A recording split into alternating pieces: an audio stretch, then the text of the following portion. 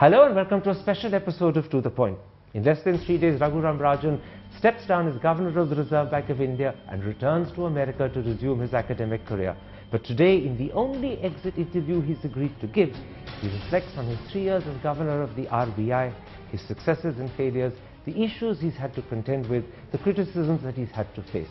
Tomorrow, in part 2 of this exclusive interview, Raghuram Rajan will speak about the economy, the state in which he leaves it, the challenges it faces, and how India should respond to them. Governor Rajan, let's start with you. As I said, in less than 72 hours, you'll be handing over charge of the Reserve Bank of India. How will you look back on this experience? Well, personally, it's been an extremely fulfilling one. I think I've learned a lot. I hope in the Reserve Bank we have actually done some interesting and useful things for the economy, putting it on a better track. And the country as a whole, I think, is on a more sustainable growth path. So, looking back, I feel very good. You are a satisfied and happy man today? Broadly, yes. Yes, I think we have managed to do a lot of things. Of course, we've created a platform which needs to be built upon. And, that requires meeting challenges that will come in the future. Let's talk about that platform. You've had a lot of praise in the last 3 years, but you've also faced a certain amount of criticism. What are the decisions and achievements that you're most proud of? Well, I would say, first, we've finally started getting a handle on inflation. And there's a reasonable consensus. I wouldn't say everybody's happy, but there's a reasonable consensus that this is the way to go. That required a lot of public persuasion, a lot of public discussion. But we have an inflation framework that the RBI is supposed to respect, given by the government. We have the Monetary Policy Committee soon to be set up. So we are actually operating under a modern framework, which many other emerging markets adopted long before us. So, and this gives you a fair measure of pride, that this is an achievement that you've left behind. To my mind, this is an institutional change for the better, because it will help us move towards sustainable growth, not these periods of bouts of high inflation and then rapid increases in interest rates to contain it.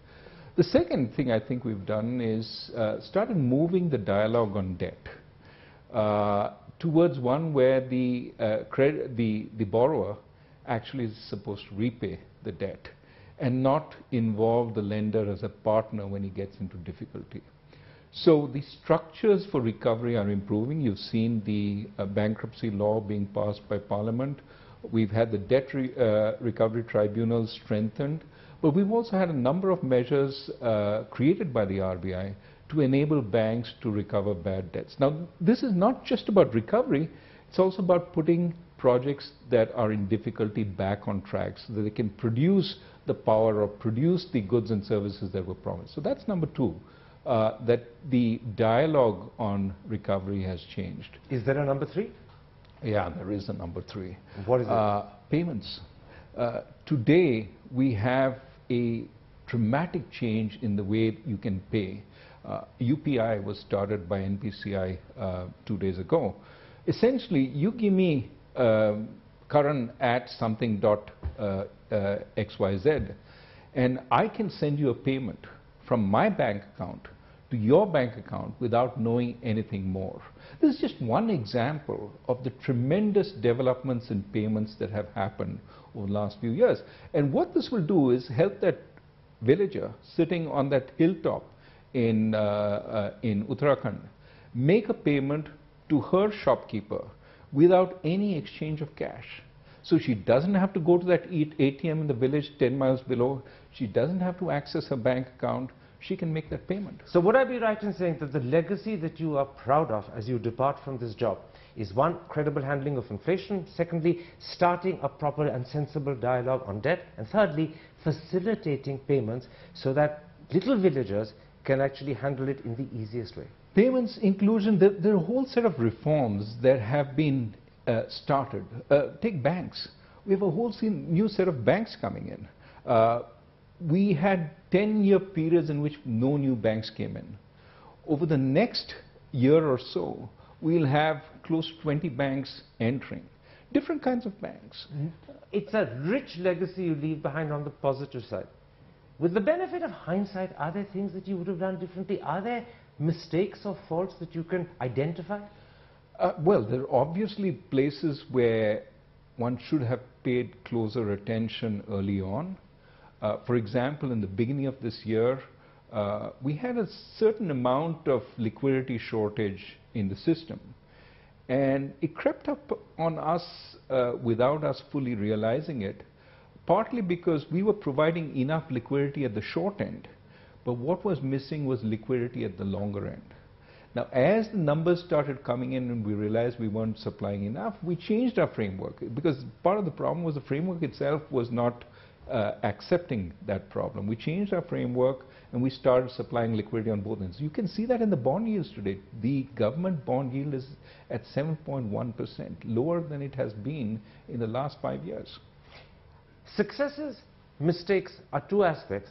A third is, are there incomplete tasks that you would like to have handled, but now you're going to have to leave to your successor?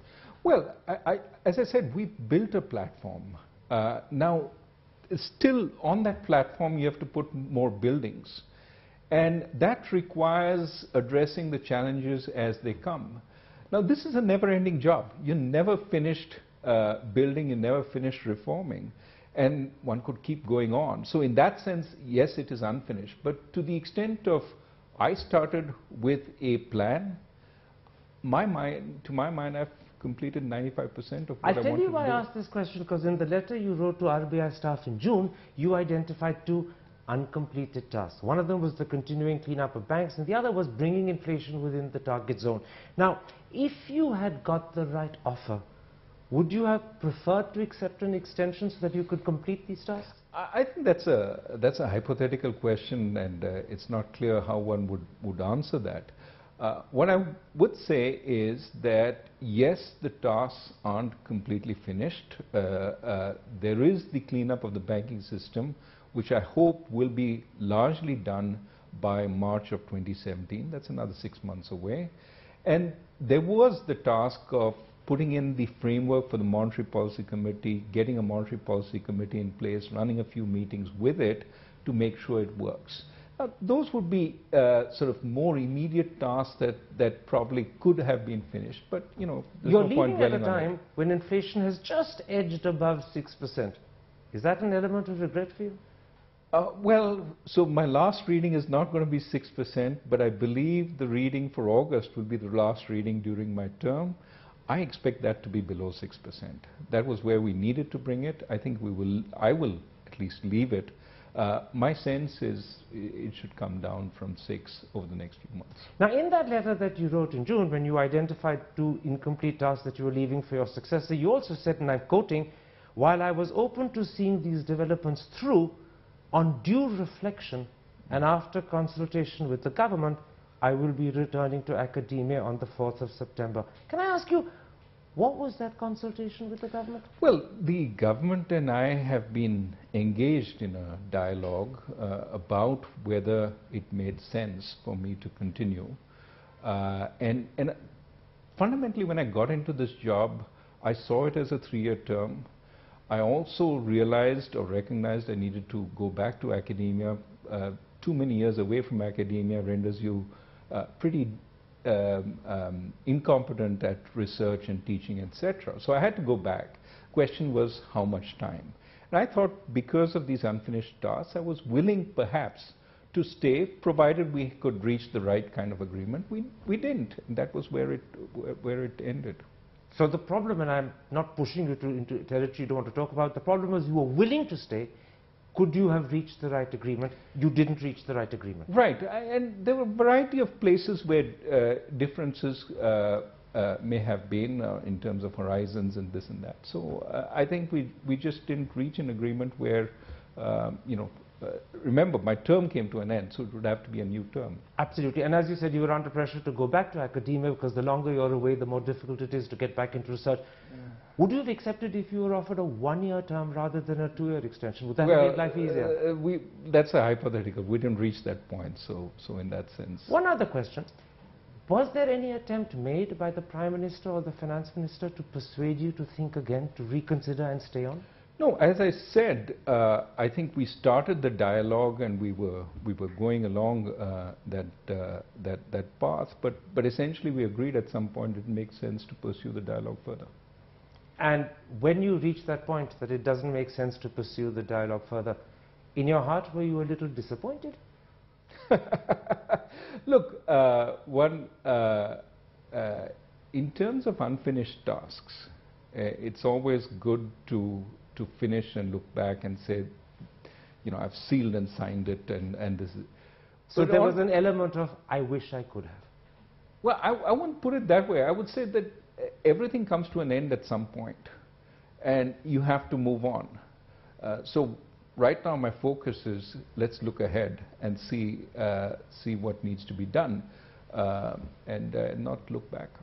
You faced, as I said in my first two questions, a certain amount of criticism while you were here. There were two areas where you first faced it, perhaps most intensity of all. Several members of the government, several senior industrialists, maybe a couple of economists criticized you for not cutting interest rates further than you did. Now the truth is, from January 2015 till now, you've cut it by 150 basis points. But as you look back with hindsight, do you think you could have cut further? Or do you take heart from the fact that with inflation creeping up just above 6%, you were perhaps wise not to?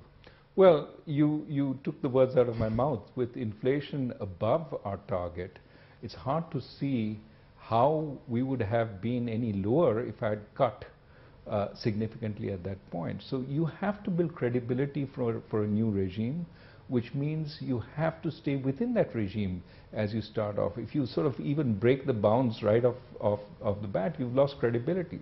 So I think it's extremely important that we did what we did. I feel absolutely confident we used all the room we had, but we didn't have any more room. You said a very important thing. The credibility of the Reserve Bank's new regime of tackling inflation required that you did not cut interest rates, that you stood by high rates, because otherwise you would have undermined the credibility of the institution you had. Absolutely. And this is something that people actually are starting to understand, that in fact you cannot respond to the clamor of the moment, because the clamor of the moment is very short-sighted. Yes, inflation is 4.5% now, let's cut interest rates to the bone. No, the point is to keep it low over a sustained period. And we can't just follow in the inflation of the moment and say we have plenty of room. We have to project ahead. And much of our communication was about explaining that we didn't have that much room because there were other factors which would come into play. Now, we used all the room whenever we had the room. In fact, that's the interesting second question I was going to ask you. Why do you believe banks did not pass on the full 150 basis point interest rate cuts that you did? And secondly, let me add, if they had fully passed it on, would your handling of interest rates have been perceived very differently today? Well, I think that the banks, the primary problem in passing through was partly a weak economy where there was not that much credit demand. So as they cut interest rates, they lost income from existing clients but didn't get any new clients. And so that was one concern they had. So they were caught in a catch-22. They were caught in a little bit of a catch-22. Some of them were trying to protect income because they had stressed balance sheets. They weren't trying to expand their balance sheet. And so once again, the same argument. Why do I want to increase my loans when really I don't want to make any loans? Now, this is why the second aspect of our plan on cleaning up bank balance sheets came in. That if we are really to get substantial transmission and substantial credit growth in the economy, we have to have banks that are prepared to lend. And for them to be prepared to lend, they have to clean up their balance sheets. Now, the same guys who are complaining about interest rates being too high are also complaining about us forcing the banks to clean up their balance sheet. They don't realize they're connected, strongly connected. But is there a sense in which the criticism you faced because you refused to reduce interest rates as there was a popular demand to do was actually a reflection of the fact that banks were unable to push through your interest rate cuts, and so you became a victim of a catch-22 that was affecting the banks? No, I don't want to blame the banks either. They have a hard job. I would say that the markets did pass on those interest rate cuts. So we've seen corporations going to the markets and borrowing from commercial paper markets It's almost doubled from about 1.23 lakhs, 1.2 lakh crores to 3 lakh crores now. But the second aspect is, I get a letter a day, maybe multiple letters, depending on how much screening my staff do, on pensioners complaining about low interest rates. So in the same at the same time as borrowers are complaining about very high interest rates, you have pensioners saying, you've cut interest rates to the bone. I used to get 9.5%, now I'm getting 7.25%. Why are you doing this? Inflation is still high. You have to find a balance between the two, between the vocal borrower who makes it to the newspapers and influences influential people in the economy, and the pensioner who nobody listens to but who's also hurt. And that's what we've been trying to do, maintain a interest rate which is in the middle. Now, a second criticism you faced was that you had stepped out of line when you spoke about what's called the rising tide of intolerance in the country, or when you punctured the unrealistic euphoria around allegedly India's economic exceptionalism. Looking back on those comments, do you believe there were legitimate issues to be raised by the Governor of the Bank of India, or do you now regret having ventured into that terrain? No, I think that there are two different sets of comments, so let me take each one separately. I think that in this function, you have the duty to educate, to explain what you're doing, why you're doing, as best as you can. So, for example, on the interest rate issue, I have to explain to depositors why, even though nominal interest rates have come down from 9 to 7.25%, they're still better off today, because inflation is much lower, so they're getting a real interest rate. I used the example of dosas to explain to them that they were in fact better off. So there is a communication function which requires you to be out there in the open trying to educate. And I'm glad that so many people now are paying attention. Can I interrupt at that point? Yeah. Was it in fact a communication function that lay behind your talking about the rise of intolerance? So that's the second issue. This platform is also one where a lot of people, because perhaps of the education role that you play, a lot of people look up to you. And you have a sense of responsibility. So where I talked about tolerance, I didn't talk about a rising tide of intolerance. I talked about the need for tolerance going forward if we were to have an economy which was based on ideas, based on engagement, based on dialogue. And that was in a speech at the IIT Delhi convocation. When you're talking to young minds and you're trying to tell them about a future we want to aspire to, you draw on our history of tolerance in the past and you tell them this is where we should be, this is where we should be going. I don't think that is stepping out of bounds. I think that is the legitimate duty, in fact the moral responsibility of a public figure who has the attention of young minds to tell them this is what good citizenship is about, this is where we should be going. I have absolutely no regrets about saying that. If people think that was a criticism of the government, I think they should revisit what is in that speech and what any government would say about what its moral duty is. But you said a very important thing. You saw it as your moral duty. You saw it as not just part of your task, but your responsibility to actually raise and address these issues, given A, the occasion, a convocation at IIT, and B, the fact that you were talking to students, what you call young minds. It was a duty for you to do, and had you not done it, you'd have been doing a disservice to the job you hold today. Absolutely. I think it would be a failure of using an opportunity to talk about citizenship. It wasn't about politics. It was about citizenship at a time when in fact there was a dialogue about tolerance, intolerance, etc. Absolutely. The time was chosen because you talk about topical issues, but you engage on them in a way that is apolitical, which is about the best interests of our democracy. And I think that's absolutely legitimate. You're absolutely right when you say that you weren't talking or referring to the government directly at all.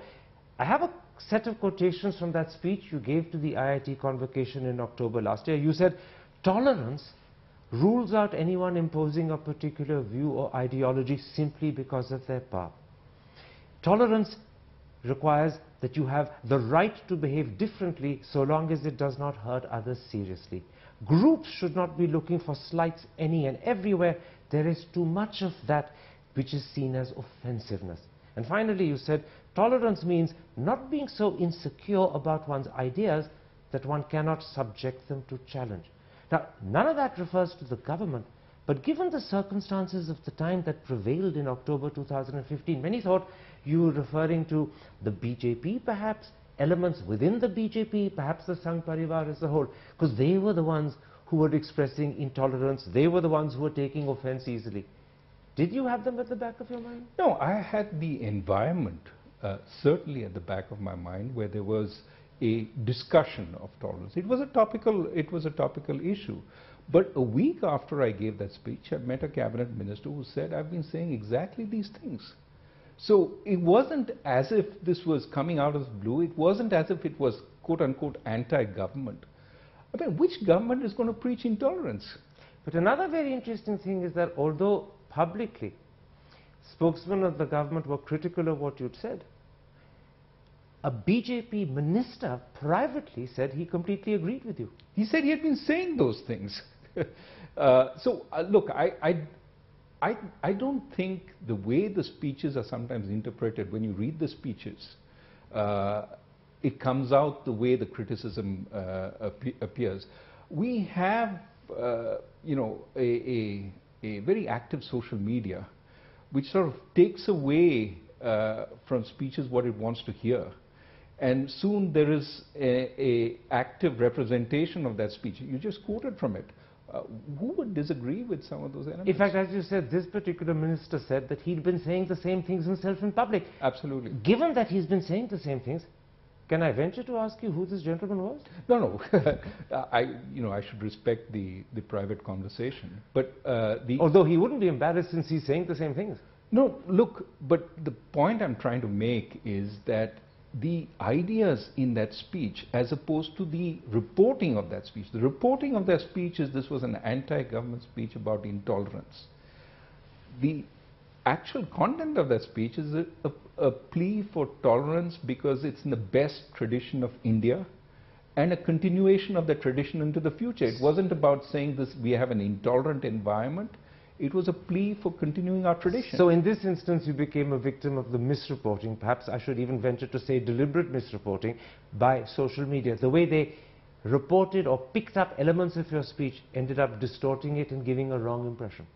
Well, look, I don't want to go into that I was misquoted kind of complaint. I mean, clearly communication is a continuous process. You have to keep repeating.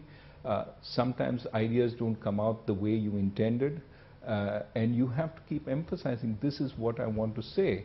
Now, on something like tolerance, there aren't so many occasions where you can say it because I have a day job. As governor of the Reserve Bank, I can't spend my time talking about tolerance.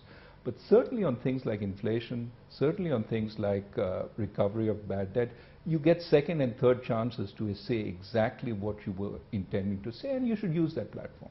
One last question about you. Many of your admirers, many of your supporters believe that there were occasions when you were perhaps shabbily treated, maybe even unfairly treated. Let me give you an example or two. When you came up with that phrase, that in the land of the blind, the one-eyed is king, Nirmala Sitharaman criticized you, she ticked you off and she said you should have used better language, and as far as I remember, absolutely no one spoke out in your support. Even worse, when Subramaniam Swamy said you were willfully and deliberately wrecking the economy and suggested you weren't even fully Indian, as far as I recall, the finance minister only weakly defended you. But in sharp contrast, when a few weeks later Subramaniam Swamy attacked Arvind Subramanian, the chief economic advisor, the finance minister was forceful and robust in his rebuttal. And people noticed the difference between the way he had responded to criticism of you, the governor, and the way he responded to criticism of Arvind Subramanian, the chief economic advisor. And my question is simple. Were you shabbily treated, unfairly treated at times? Look, I don't dwell on these things. I think the real issue is when you look at the opportunities that we've had to make a difference, to work with the government to move forward, I think it's been a good relationship. I think we've made a lot of difference, and I think we've done it working with the government. Now, I think one can debate for a long time who said what and why and whether that was appropriate. I think we should look forward. Absolutely.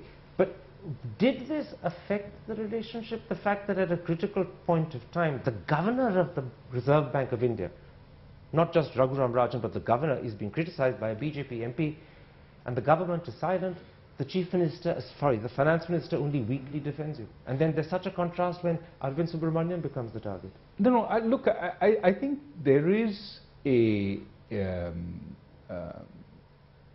there is always criticism in this country. We have a raucous public dialogue, and you could always sort of say, look, by responding to this criticism, I am legitimizing it. So let me. Oh, I don't want you to respond. No, I'm not me. I'm talking about the government's lack of response. Not me. I'm actually making a case that one can debate for a long time what motives were, but I'm saying there is we have a raucous economy, a raucous public dialogue.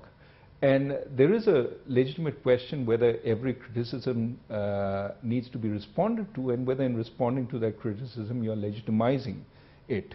But look, I'm not going to go into the minds of people and figure out why people do what they do. Or why they don't speak when they should.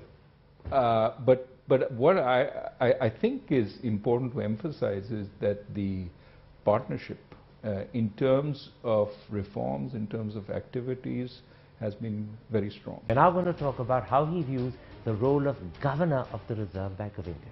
Let's come to the post from which you step down in less than 3 days' time, the governorship of the Reserve Bank of India.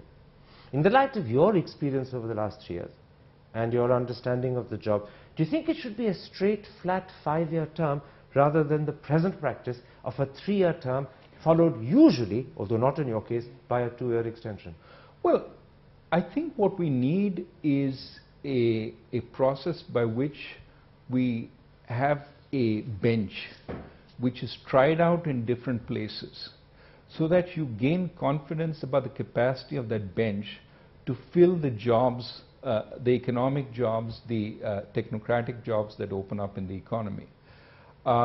So, for example, I think the idea of posting somebody as a deputy governor so that they gain knowledge, moving them elsewhere so that they see another part of the government, then bringing them back as governor, which used to be what was done in the past, or most recently appointing a deputy governor. These are the ways you gain confidence in the person that you are bringing up.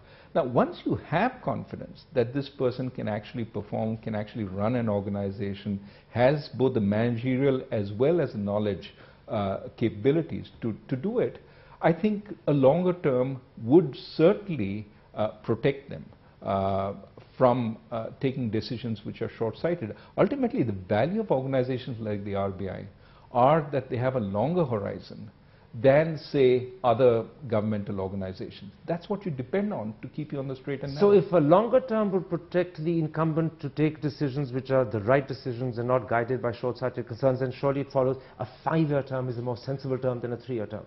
Well, there is also a possibility that a term be too long. I'm not waffling here, but I'm saying 3 may be too short. There is probably a term which is too long.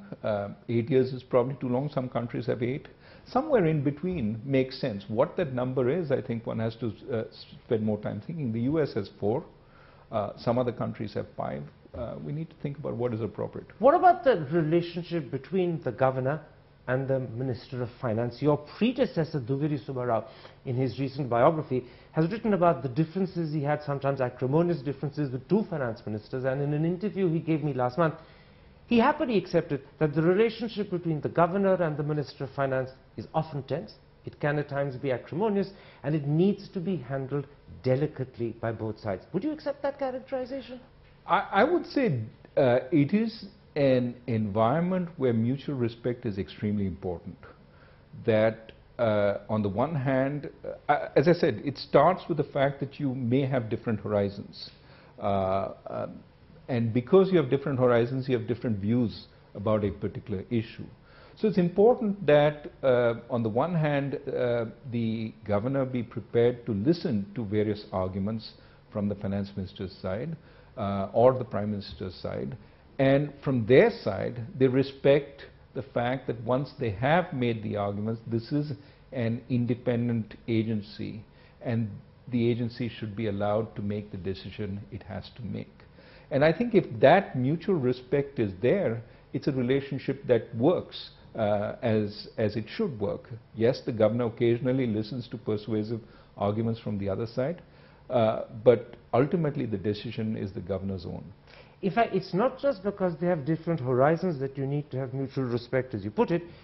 There's another reason why you have to have mutual respect. Sometimes the governor may have been appointed by a different government, and the government that he serves may be a successor and perhaps an opponent to the earlier government, and that's another reason why you must have mutual respect. Absolutely. I think, and there, you have to be careful to navigate and convey the reality that you are a technocrat and you are not choosing political sides. That's extremely important.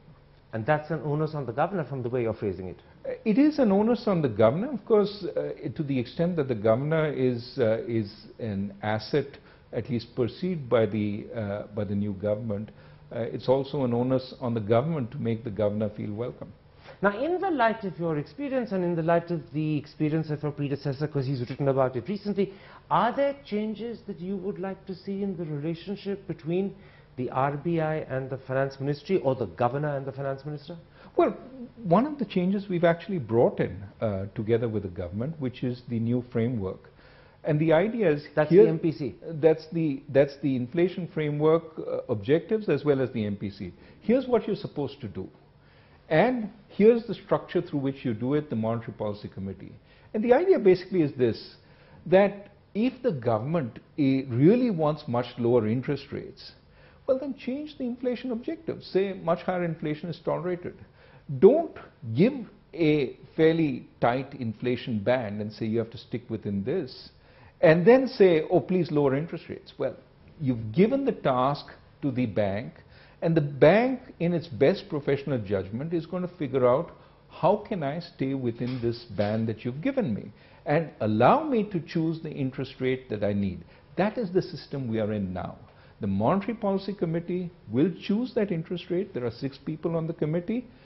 Harder to influence 6 people, but they, in their best professional judgment, will choose what the level of the policy rate is, which will meet the target that is set for them. And to the extent that the government thinks the target is too tight, is creating problems, it has the opportunity to revise it every 5 years. But you're saying something very interesting, and I'm slightly decoding you for a lay audience, and what you're saying is that once the Finance Ministry or the government has set a target and given the target to the bank to enforce, then stop second guessing how the governor does it. Let him do it in his best judgment. Don't keep telling him how to do it. Don't keep telling him to lower interest rates or raise interest rates, because that would be trespassing on his domain, and also it would be undermining the fact that you've given him a task to do. Absolutely. So this is really about, here is your task. So the government sets the task. It's not the governor who decides. And then within that task, you have operational independence, because you're now using a professional judgment to best decide how to reach that task. That is actually the structure of inflation management that every developed and many developing countries are following. We've just reached that.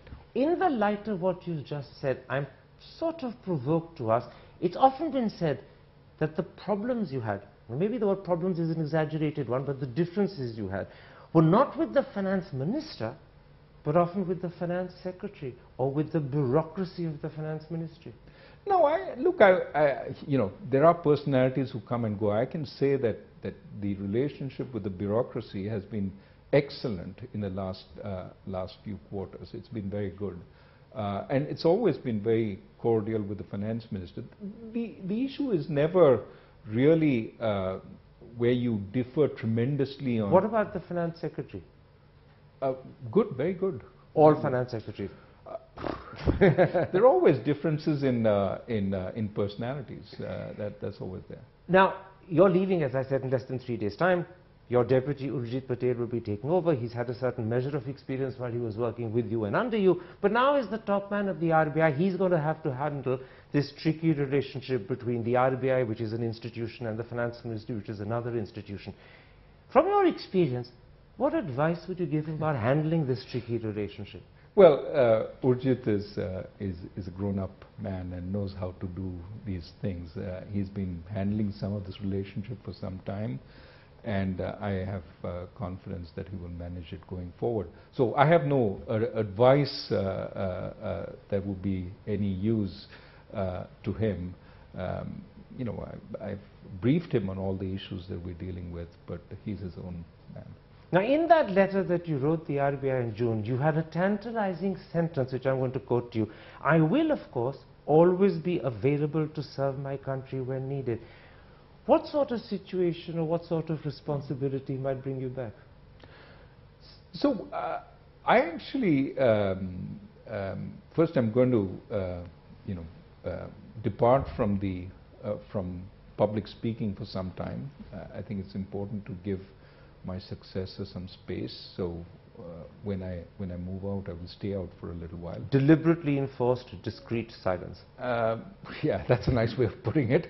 But then I actually want to learn a little more about certain aspects of our country. I will travel around a little bit and understand a little better what makes it tick. So as a private individual or as an academic, you could pop back in?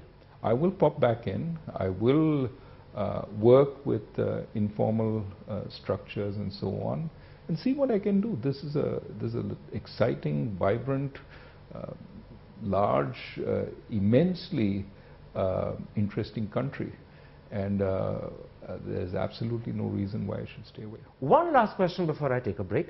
Has the government arranged or proposed a farewell function for you? Yes, I will be saying goodbye to some government officials. But that's you calling on them? No. There will be an event organized in Delhi, absolutely, with the finance minister. Let's end this particular part of the interview there, Governor Rajan. When I come back tomorrow, I want to talk to you about the state of the economy, how you see the challenges that lie ahead for India, and how you think India should respond to them. But for tonight, we'll end this particular part of the interview there. That was Governor Rajan in his last exit interview, in fact his only exit interview, speaking about his 3 years as governor, the challenges he faced, the criticisms he had to handle, as well as what he believes were his achievements. Tomorrow in part 2, I shall talk to him about the state of the economy, the challenges India faces, and how he believes India should respond to them. See you tomorrow night.